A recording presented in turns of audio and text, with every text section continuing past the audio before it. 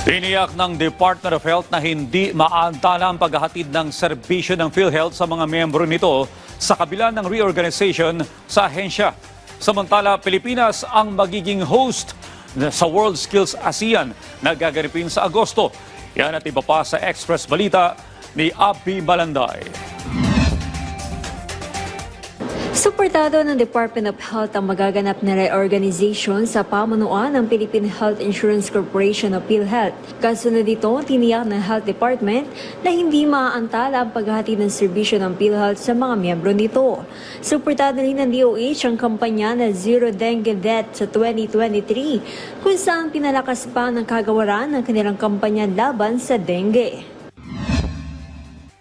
Magiging host ang Pilipinas sa World Skills ASEAN na gaganapin sa August 26 hanggang 28 sa World Trade Center sa Pasay City. Dahil dito, binuo ni Pangulong Ferdinand R. Marcos Jr. ang isang task force na magsisilbing tagapangasiwa ng lahat ng aspeto ng paghahanda.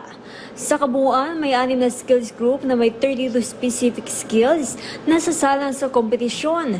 Kabilang dito ang mga emerging skills gaya ng information and communication technology, manufacturing and engineering technology, at creative arts and passion.